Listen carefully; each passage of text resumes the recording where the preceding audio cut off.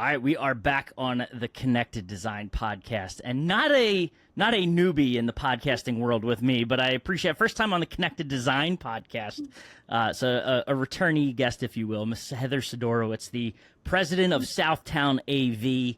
But that's a couple letters we're going to get into in a second. So I appreciate you, agreeing and having the time and availability to do this. And I guess I didn't scare you away the first time we did a podcast. So. No, it's an honor, and it's always fun to connect. Yeah, no, I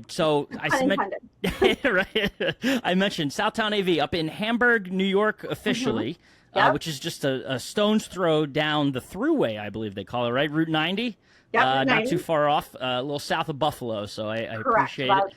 17 minutes south of Buffalo, right on the Great Lake of Lake Erie. Love it up there. And home of the Buffalo Bills. Yeah, right. Oh, which is that's a story we can get into. Actually, we will get into, and maybe that is where we start. I know we talked about beforehand jumping into this, but really cool opportunity. I think it shows sort of the success you've realized of late in your business. The fact that there's a new stadium that most people, if you're an NFL fan, is happening up there. You guys were involved in that. We have been, and we are until the end. So we've had the opportunity to work as a subcontractor with the stadium. We've done the back of house AV work, the project management, if you will. So when you're not in your seats in the bowl, you are going to get your beer, and let's go with buffalo chicken wings. We just call them wings. And there's a TV behind you. We were responsible for making sure that TV was in the right place and no wires are showing, and et cetera, et cetera. So we worked with other contractors to make sure those things are where they need to be. 102 suites. I think there's about 850 displays. The locker rooms, it's been quite the journey. Wow. So did you get to go through the locker rooms already? Oh, yeah. Yourself? Yeah. So you got to see where Josh Allen's going to suit up? I may have rubbed my shoulder there, but, hypothetically, I would never say that. No, that's awesome. Well, I got to ask, how does, incredible project to be involved in, how does one get involved in something like that? Well, when they announced the project coming to Buffalo, they had a bunch of meetings just to announce. I mean, this will probably be the largest project that Buffalo will ever see, billions of dollars. I attended a lot of those meetings in the beginning, made sure I was known. And we are a New York State certified women-owned business. We also do what I like to say is some of the best work, if not the best work in the area. But I also knew that we were about 15 minutes away from the stadium, so we were really boots on the ground. We could be involved with everything from, when there was a hole in there till when there's a stadium there. So I went to all those meetings, but then when they announced the primes of that space, I actually went out and called and reached out to everybody because they had to put a public list of who could be the primes on the contract. I reached out to every single one to let them know, hey, we'd love to be your boots in the ground. We want to be in there. I think that these are things that happen that most people don't know or understand or believe. But I reached out to all of them. I've had some great conversation with some of the big names, AV companies out there. But yeah, so when the winner was announced, they had already knew who we were. And then there was and then we met with them, and this again years ago, till eventually we are here. And that's so awesome. It took a long time to get you here, and we still have a bit to go because, as we know, AV is at the end. But it's I often think of myself as a farmer. You're kind of planting seeds and see where they grow. I do not think of myself as a typical salesperson. I'm not ever. I don't think I've ever cold called someone. I like to say Buffalo's a relationship town, but really I think everything's about relationship no matter where you go. Yeah. Well, the cool thing, too, I have to imagine, is just in all of those conversations you had, if you can do this for a second, take the stadium out of it. Like everything else that your business is probably going to or maybe already has benefited from, and knowing those other businesses that you made contacts with, there's got to be just that to keep the analogy going, the plant must still be growing. For sure. We're working with AVISPL, a little company you may have heard of before. One of the largest companies in the country, if not larger. And with that project and just meeting some of those people, we are now working on another project with them. So it does, when you do good work, you always have more business. So it does continue to expand. And we've had some really great conversations with them overall. And so, yeah, I do agree that you can take that. And a huge thing, too, I think when we look at really big projects is not to put all your eggs in that basket, because that's not going to be there forever. This isn't recurring revenue. This is a huge, ginormous project. How do you not overextend yourself? And how do you make sure that when that goes away, your company is still viable? And that's probably the scariest, the planning part that, again, happens behind the scenes to make sure that you're set up for the future as well. Yeah. Well, it's setting yourself up for the future. I hope you asked for season tickets or something. I wish. That's awesome. Well, for moving beyond that, for those that aren't familiar, to give a little bit of history on Southtown AV and kind of who you are in your so the start. company was founded back in 1984 as a hi-fi shop. It really went on to become satellite dishes, from the big 8-foot satellite dishes, that were on the roof, all the way to small local channels. I remember that being a big deal. I came into the company in the early 2000s, eventually purchased the company in 2014, and redirected towards commercial AV. So it was, talk about rebranding as an AV company. Now, the advantage there is we were always relationship centric. So we handled commercial clients with that relationship centric mindset. And that really was responsible for a huge amount of growth. And today we're the largest locally owned AV company in Buffalo. Yeah. How much of, I'm curious, I know you and I have talked in the past about this, but the transition from, kind of going through the company history, you see the transitions it's made and has continued to be viable and not only sustainable, but like very successful. But each of those transitions, I'm sure, had a little bit of pain each time, right, to get through it. So talk about that transition from, when you acquired it to going, because it was still residential, maybe a little bit of retail in there too. It's definitely residential. Right? You have to make really scary choices, and you have to trust in yourself that you understand the market enough to make those choices. So when I bought the company in 2014, and around that time was really when Netflix was getting off the ground and you're seeing DVDs shipped to houses, and Walmart opened up down the street, and the purchase of a TV, a flat screen at that time, really changed. And I realized that was no longer this, back in the day, because I'm old enough to say that now, husbands would bring their wives in and their family in to look at the TV. It was a big purchase that the whole family was in. And now, and then 2014-ish, around that time, it was TVs and toilet paper. I went to Target, it was a good deal, I came home with a TV. So there is that piece of it. And to be completely transparent, my kids were probably 6, 7, 8 at that time. And also working nights and weekends wasn't a life choice I wanted to make. So moving into the commercial space, again, Buffalo was starting to experience a renaissance at that time. So new buildings were going up and things were happening. So we had a place to do that. And just, again, take good care of clients, do good work, and you'll always have more business. Answer the phone when it rings, or, well, I guess I don't really do that part anymore, but answer an email when someone gives it to you. But so you got to know where you're going. And my other piece would be you can't chase 2 rabbits at the same time. So eventually we had to let go, make a conscious choice to let go of all residential business, because you couldn't be great at both. They're really 2 different monsters. Yeah, I love that. And that's the point I was hoping you'd bring up, because from our earlier conversations, that's the one that stands out to me, is your decision to focus. For a lot of people, it's like, oh, well, this is, it's almost like the tradition of who they were, right? We have to hang on this because this is how we got our starter. This is what, right. But being conscious enough and daring, even, I'd say, enough to say, let that go and let's focus in on where we see the future. Right. I think speaks a lot. What is your wheelhouse? Where do you play well, and where don't you? And I think it's also really important to tell a client sometimes when they ask you to do that job that's not in your wheelhouse or not in the center of your wheelhouse, be like, this is kind of not really what we do, but we'll, let's have that conversation versus pretending we're experts at everything. I would say that's a huge reason for my ability to grow as much, is because I don't know everything. I'm not the expert, but I've hired really smart people. And when we don't even know, we'll go to someone even bigger than that and ask them for help.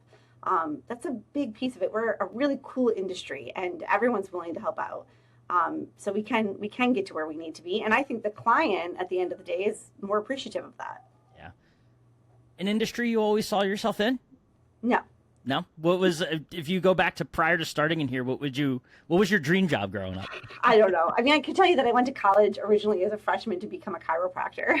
There you go. I suppose it was at the time, and then I failed chemistry. I feel like that's where a lot of people, and it's that chemistry class in college. I remember those kids. So no, I don't think that was it. I think I saw myself probably at a big, some kind of big company working, certainly not running my own, but there's a beauty to it for sure. Yeah. And there's I think a scariness that probably people don't talk about enough. It can be kind of lonely to do that. So, find good friends and people confidants that you can ask questions to and help you through the tough times. Yeah. Now, the origin story for you in this space, is that something, talk about that a little bit? Because I always love learning sort of how you landed in it. It's a famous story that's probably been told so many times on the internet, but I'll tell it one more time. So again, it was a residentially based company. My father owned the company at the time, and I was going to a home show, and there was another company that was much, much, much bigger than us at the time, and they had a surround sound demo. And in that demo, when people came through, they were playing the movie The Matrix, which everybody, at least, I'm going to say 40, maybe 35 and up, know that movie. Classic. And it's a beautiful scene, great surround sound when they go into the building and ricocheting. But there were children there. And it was this aha moment for me that while if you see the movie, it's not really violent because they're not real people. But right. I remember thinking, nobody's even conscious of this.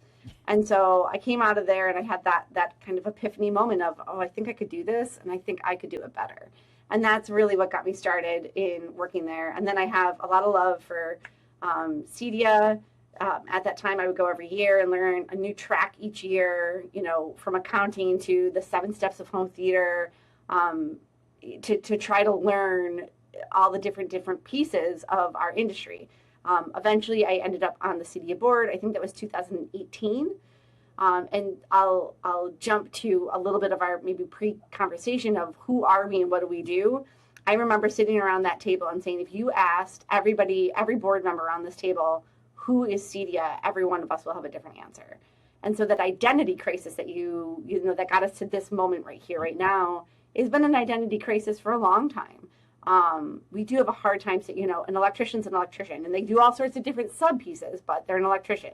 HVAC is HVAC. Low voltage technologist, that was an old one back in that day, AV integrator. These are all, I think, places we struggle with. Who are we and what do we do? And I think you have to know at the end of the day, again, where do you want to play is almost, if not as important as who are we? Because if we say integrator, we all know what that is. We're going to go to InfoComm in a few weeks, and what do you do? Oh, I'm in marketing. Oh, I'm an integrator. I'm a dealer. I'm a distributor. But if you say that to someone on the street, they wouldn't probably know what an integrator was. So what do you do? AV. Well, what does that mean?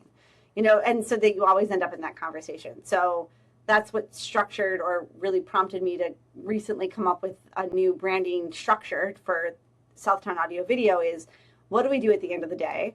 Well, we connect. Well, obviously, there's the literal we connect, right? We connect a Cat 6 jack to the back of a magic black box. So there's that literal piece of it, but we connect a room. We connect a room for people who are in the room to people who are hybrid in the room, who are not in the room. We connect a person to history by being involved in museums. So we came up with a new marketing to say connected spaces, elevated experiences. Yeah. So I can say that to anyone who understands AV or audiovisual or any of that, and they'll kind of get that. Okay, yeah.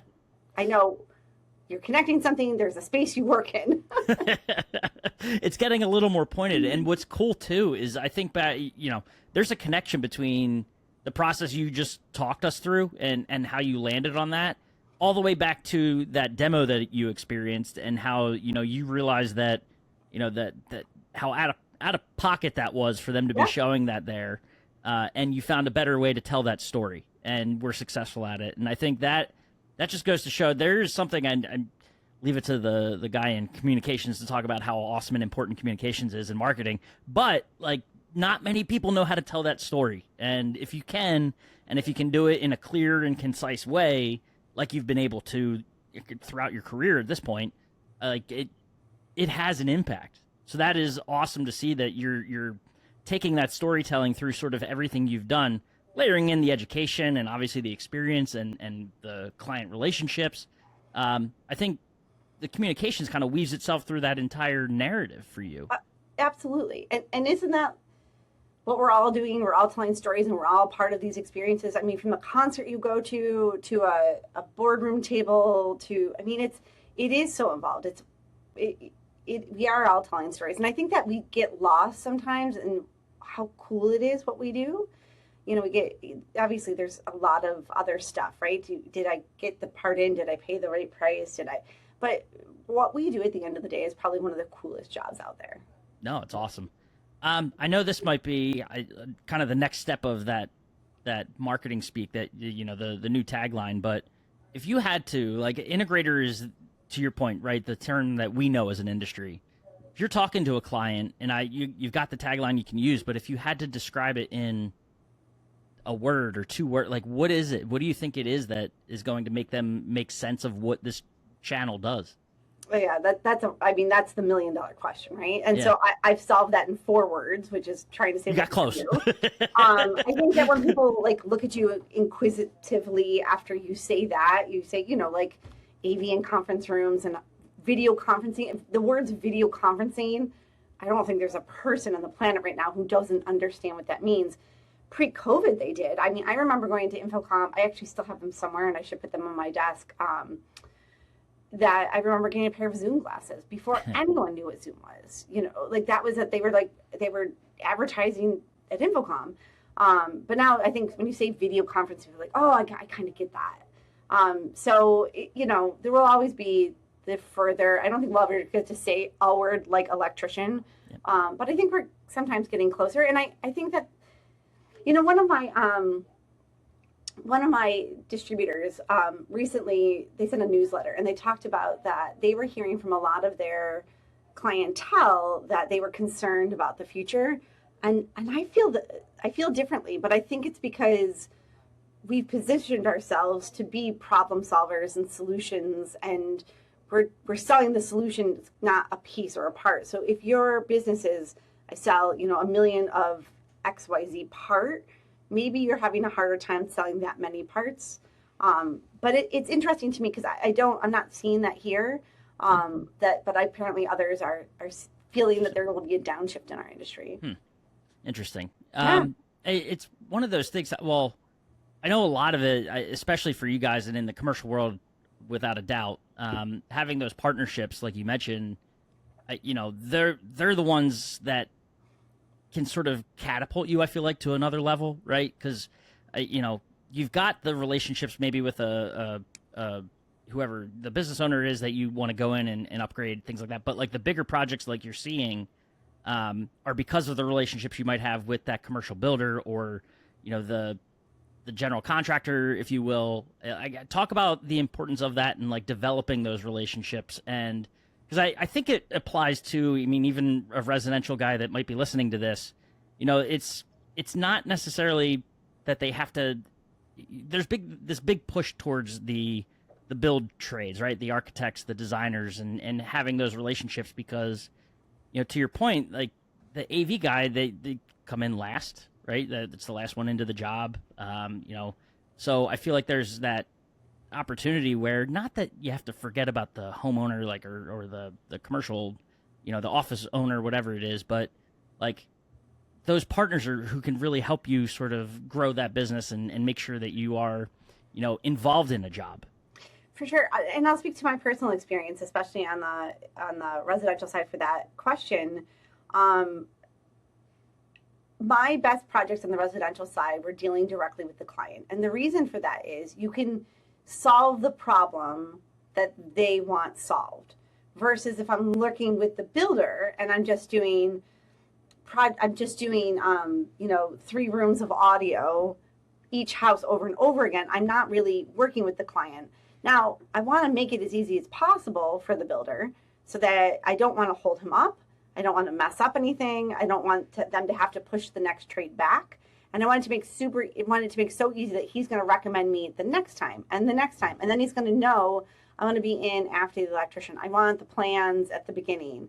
But when you're coming again, and I know I'm pounding that idea of solutions, when you're coming from that direction, you're helping the client, which helps the builder, and again builds the relationship. And then when they have a party, they're going to say that name over and over again. I think that the best way to move forward with any company should be from a relationship, from a relationship standpoint. Do great work and you always have more business, because you're not just trying to sell something at the cheapest cost, and you're helping someone. I guess you got to figure out what your why is. So if my why, what's my purpose of getting up in the morning, and I want to improve your life with technology, and I can be more specific now with connected spaces, elevated experiences, but that's me. That's not everybody. So what is the reason for whatever company anybody works for that's listening to this? Why does that company exist? What is their belief system? And then that should be able to be betrayed to the end user. And if you're going in saying, I want to solve the problem because I want the conference room facing this way versus this way, or I'm going in saying, hey, this is this beautiful open space, but you really shouldn't spend this much money on surround sound because it's acoustically terrible. So maybe you do a sound bar here, but here down in your basement, like this is where you should watch your movie. When you're coming at it from that perspective, the long term, that's your reoccurring revenue. Our industry loves to talk about, like, get everyone to sign a contract to give you $4 a month forever and ever, because conceptually it makes a ton of mathematical sense, and I get that. I believe that reoccurring revenue comes from taking really good care of clients, helping them out, and then you're going to get either the next neighbor if you're in residential, you're going to get the next conference room in your commercial. So I guess my perspective is different, but I've always played it that way, so why change now? What I love about it is that it shows that, and maybe that's part of the reason why it is so difficult to put a word on it, because there is no cookie cutter method to the madness of this channel, right? Like and I know a designer or architect might say the same, like, oh, well, you go into a luxury home, no two homes are going to look like. Well, no two AV systems or whatever it is that you're designing, like they all have their own unique challenges, right? And it really, the success in it all comes from, you successfully going in and solving whatever that problem is, and being that good partner, or to the client, like that trusted advisor almost of, they can turn to you when they have these challenges that they eventually need solved. We are like a niche or a boutique, and I know that boutique it's not the right word because it doesn't have the right connotation for our industry, but in essence that concept of boutique is really what we all do, all the way up from the AVIs and the diversified, all the way down to two people at a company, because we are solutions artists in that way. We're solving problems, and it isn't just we're not throwing things at it, we're making it better. Yeah.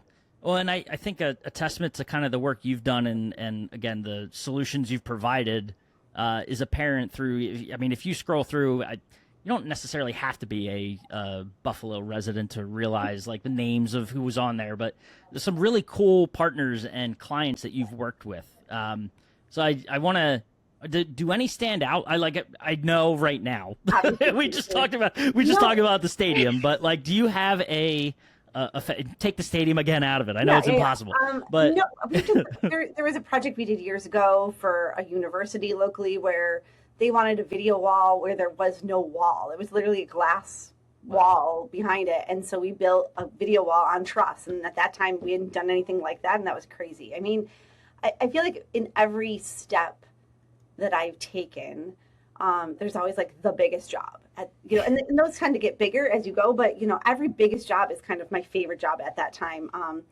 Years ago we did a brewery, and it was my favorite job. It still is one of my favorite jobs because we were involved in that project 2 years before that brewery opened, and it's like an atrium almost of where you actually get your beer. It's the most beautiful brewery I've ever seen, but there's a picture, and I probably have it somewhere on my LinkedIn, of a speaker on a glass wall. And I always say that's my favorite speaker, because what that represents is 2 years ago, we had to make sure that the conduit would be there to get the speaker wire to put the speaker on that wall, so that when it was a glass wall at the end, it all aligned. Yeah. We worked with, it was a Yamaha Nexo system, so it sounded awesome. It made sure that because they were so design centric, it had to match within the space. Like another year we did an event center, and we ended up doing a lot with acoustical structure, but it was at the top of a 50-foot ceiling.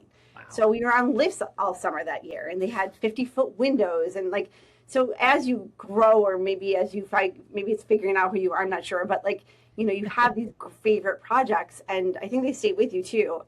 I'd also say that it has a lot to do with the team that's on the project. So when you have, and I say that all the time at the end of a project, hey, this project turned out so well because you chose, not me, but you, the client, chose great partners, a great contractor, great subs, and they worked together. That's a huge differentiation. We didn't just go with, oh, this is low bid, which is why low bid projects often have to be rebid or aren't solving a problem, because ABC company is going to take out this piece to win it and then try to, that's never a good situation. So I think it is really important to make sure that you know what they're looking for and to help solve it. And then maybe make sure that like you're in there longer term, so that as their use changes, that you're still part of that story. Yeah. Again, it's cliche maybe to say it at this point, but like communications comes back into it, right? Because if you're a part of those teams, you say team, it's obviously your team, but the team of everyone else involved in that project, because you are at the end of the day one piece in it. Yeah. And I don't think all bids are bad either. Like we did a project with the university with a 4K video wall, and that was a super fun project because they were good people, even though some of the low bid stuff, like, so it doesn't have to, but you have to make sure that you're being transparent and honest and open. And I know those sound, again, somewhat cliche, but it really is about communication, and let people know when you can't get something or when you need to, and so you can sleep, if you're always telling the truth, it's way easier to figure out what the story is. Amen. Right.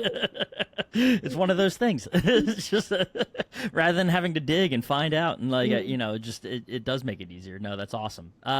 So I kind of want to go back to the just like the stadium and hearing that today, because that's, I vaguely or rarely like talk about breaking news on a podcast because I like to keep them timely, but like awesome that you guys were able to announce it today as we're recording. That kind of a testament, I think, to everything we've sort of talked about, right? Like showing off the communication skills of the business, sort of the reputation you've built in the industry. Like, I mean, does it feel like a culmination of everything? Like, I know this isn't like an end, this is like the next step, right? It does. It feels really good to finally kind of say it out loud, because, we've been working on this for quite a while.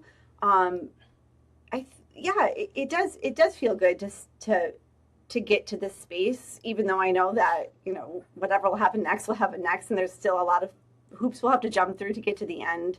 But to be part of a project like this, again, one of Buffalo's largest projects they'll probably ever see. I'll know that, my kids will know that, my kids will know that, and to be part of history, and maybe that sounds dramatic, it's not making or breaking anything, but for Buffalo, we're a big football city. It's one of the coolest things, the coolest feather in the cap, right? So I think it just stay out there and, be smart if you are thinking about changing from residential to commercial. I mean, you really got to treat your company like, I don't want to say a grown-up company, but, cash flow really changes. The way that company functions is going to be a lot different. So don't bite off more than you can chew. Grow with it as you go. And ask questions. I think all of us can do better by asking more questions, asking for help. We're, again, in the coolest industry. I'll say again, AVI, SPL, like, we got to work with some really great people. I was a bit nervous going into it, saying like, this is a huge company, like what will they be like? And every single person I've met has been top notch, no ego, willing to help, willing to teach. So I thank them.